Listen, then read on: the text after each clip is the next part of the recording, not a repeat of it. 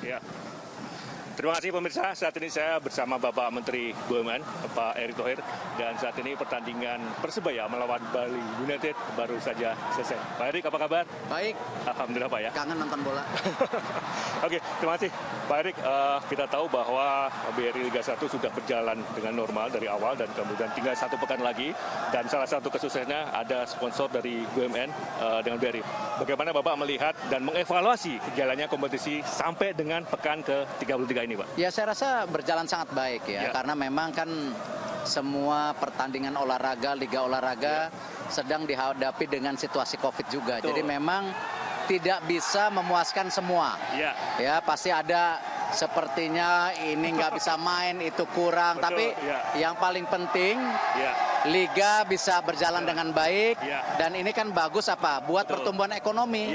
Yang jualan semua. Jadi lapangan kerja, UMKM, para pemain semua. Jadi inilah paling nggak menggulirkan ekonomi juga lah. Betul. Nah, melihat situasi yang ada saat ini dan kita sudah mengevaluasi secara keseluruhan, bagaimana komitmen BUMN nantinya Pak untuk kompetisi musim depan dalam hal ini apa yang dengan Bapak Erick? Ya, memang kan kita fokus di 17 cabang olahraga seperti roadmap atau cetak biru Pak Menpora yang dipaparkan oleh Bapak Presiden. Betul. Ya, salah satunya bola memang menjadi bagian yang kita fokuskan. Dan saya rasa BRI itu cocoklah dengan bola.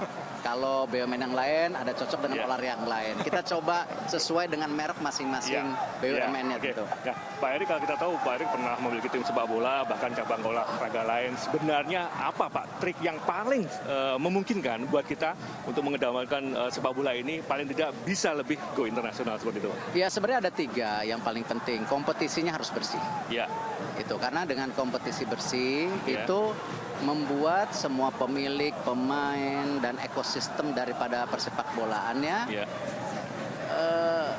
terus meningkat. Betul. Ya, karena kalau tidak bersih pasti ada luka-luka yang akhirnya juga tidak maksimal itu. Iya, betul. Yang kedua tentu kalau kompetisi bersih akhirnya mendatangkan uang lebih banyak. Apa?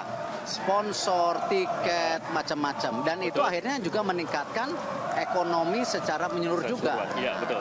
Tentu yang ketiga pembinaan. Ya, jadi penting sekali kita memang ada pemain naturalisasi, pemain asing, tetapi pembinaan juga harus penting karena ingat, kalau tim nasionalnya baik, pasti liganya akan terdorong baik. Gitu. Jadi itu 3 komponen yang saya rasa di mancanegara menjadi sebuah kekuatan. Kita lihat semuanya selaras itu Pak ya. Lihat Amerika tidak punya liga dulu. Tim nasionalnya cukup baik. Betul. Tetapi sekarang dengan mereka punya liga yang bersih, sponsor juga banyak pemain. Itu tim nasional Amerika sekarang cukup stabil. Nah, hal-hal itu terbukti itu. Ya, betul. Nah, Bapak Erick, kalau melihat reputasi selama ini, Pak Erick kan juga dikenal sebagai salah satu tokoh olahraga dengan Inasgo kemarin. Nah, kita tahu nanti ada event internasional lagi. Seperti apa Pak yang harus kita persiapkan? Ada Piala Dunia nantinya. Saya lihat kan Asian Games berjalan dengan baik. Kita bisa buktikan ke dunia bahwa kita bisa. Kemarin Mandalika ini baru tahun pertama tapi masih ada 9 tahun. Kita akan tingkatkan. Dan saya rasa yang terpenting event-event internasional ini sangat positif. Tapi yang lebih penting kalau saya event olahraga lokal. Ini harus terus berputar karena ini bagian yang memang menjaga tadi ekonomi kita, pembukaan lapangan kerja, UMKM, kesempatan semua pihak bisa ini. Tadi dijelaskan bahwa yang paling penting adalah event olahraga lokal. Terakhir Pak, harapan Pak Erick musim depan untuk perkembangan sepak bola nasional, terutama di Liga 1 seperti apa Pak? Saya rasa gini, Persebaya adalah contoh klub yang baik, di mana kalau Persib, Bali United atau beberapa klub itu kan dianggap klub yang besar karena dia punya nilai jual yang tinggi dan pemasukan yang besar.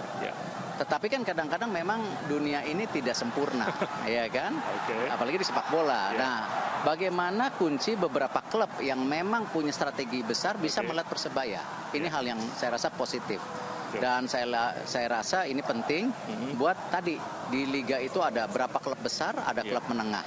Tapi yang menengah kalau mau survive harus punya manajemen yang baik, pembinaan yang baik gitu. Itu yang saya harapkan. Saya rasa kompetisi makin menarik lah. Tahun depan itu bisa diwujudkan Pak ya? Iya, tahun depan itu banyak yang dari Liga 2 juga depan kaleng-kalengan. Oke, terima kasih Pak Erick. Sehat selalu. Demikian pemirsa wawancara dengan Pak Erick Thohir. Saya kembalikan ke studio bersama Bro Renda Sujono dan Bungkus Naidi.